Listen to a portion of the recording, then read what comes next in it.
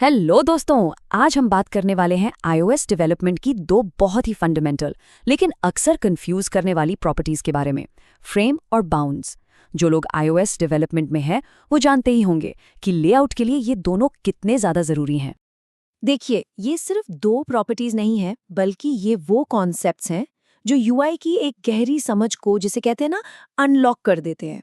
और शायद इसीलिए ये लगभग हर iOS टेक्निकल इंटरव्यू में पूछा जाने वाला एक क्लासिक सवाल बन चुका है। इसको समझना सच में एक गेम चेंजर साबित हो सकता है। तो चलिए सबसे पहले बात करते हैं फ्रेम की। इसे समझने का ना सबसे आसान तरीका है इसे एक पते, एक एड्रेस की तरह सोचना। बिल्कुल वैसे ही जैसे किसी घर का पता होता है। फ्रेम ये बताता है कि कोई व्यू अपने पेरेंट व्यू के अंदर, मतलब उसके कंटेनर के अंदर आखिर कहाँ पर मौजूद है। अगर हम इसकी टेक्निकल डेफिनेशन देखें तो फ्रेम किसी भी व्यू की पोजीशन और साइज को उसके सुपरव्यू यानी कि उसके पेरेंट या कंटेनर व्यू के कोऑर्डिनेट सिस्टम के हिसाब से बताता है। जरा सोचिए, अगर पेरेंट व्यू स्क्रीन पर 100 पिक्सल नीचे खिसक जाए तो उसके अंदर जो चाइल्ड व्यू है वो भी तो उसके साथ ही नीचे जाएगा, है ना। ऐसा इसलिए होता है क्योंकि उसका फ्रेम हमेशा हमेशा अपने पेरेंट के हिसाब से ही तय होता है। तो इसे याद रखने का सबसे आसान तरीका क्या है? बस एक सवाल पूछना है, ये वाला व्यू अपने पेरेंट के अंदर कहाँ रखा हुआ है। इस सवाल का जो भी जवाब होगा वही असल में उसका फ्रेम है। ये एक बहुत ही सिंपल लेकिन बहुत पावरफुल मेंटल शॉर्टकट है। तो फ्रेम के बारे में 3 जरूरी बातें हैं जो हमेशा ध्यान में रखनी चाहिए। पहली, ये हमेशा अपने पेरेंट के कोऑर्डिनेट सिस्टम का इस्तेमाल करता है। दूसरी, इसमें सिर्फ एक्स और वाई पोजीशन ही नहीं, बल्कि विड्थ और हाइट यानी चौड़ाई और ऊंचाई भी शामिल होती है। और तीसरी सबसे जरूरी बात, अगर फ्रेम का ओरिजिन बदला जाए तो पूरा का पूरा व्यू अपनी जगह से हिल जाएगा। चलिए अब आते हैं कहानी के दूसरे किरदार, बाउंस पर। अगर फ्रेम किसी व्यू का बाहरी पता था तो बाउंस को हम उसकी अपनी अंदर की दुनिया मान सकते हैं।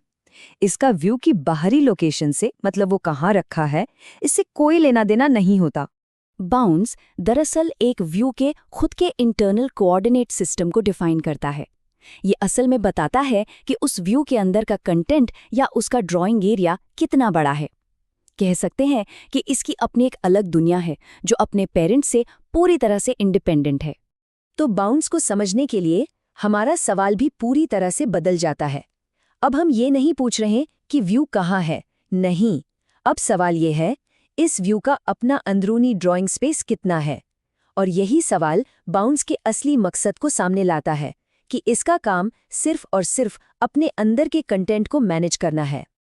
और दोस्तों, यहीं पर आता है सबसे बड़ा आहा मोमेंट।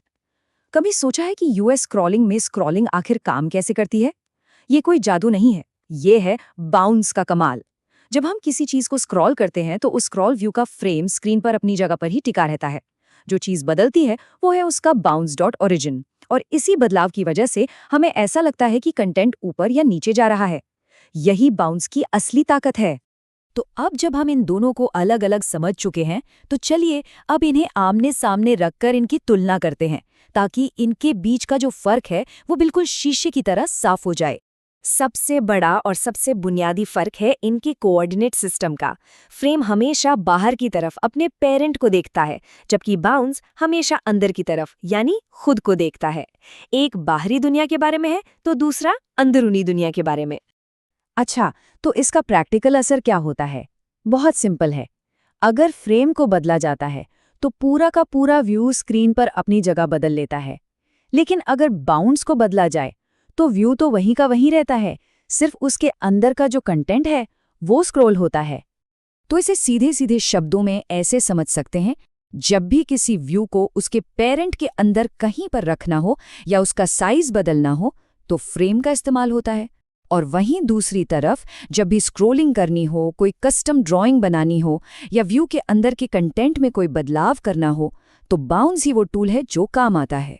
चलिए अब हम इस पूरी बातचीत के सबसे जरूरी हिस्से पर आते हैं, वो कोर आइडिया, वो मेंटल मॉडल जो हमेशा याद रखना चाहिए। और वो गोल्डन रूल ये है, फ्रेम बताता है कि व्यू कहाँ है और बाउंस बताता है कि व्यू अपने अंदर क्या देख रहा है। बस ये एक लाइन अगर याद रह गई तो इन दोनों के बीच कभी कोई कंफ्यूजन नहीं होगा। तो अगली बार एक्स कोड में काम करते समय इस सिंपल से नियम को फॉलो किया जा सकता है। क्या एक बटन को स्क्रीन पर कहीं रखना है तो फ्रेम के बारे में सोचना है। क्या एक लिस्ट को स्क्रॉल करवाना है तो बाउंस के बारे में सोचना है।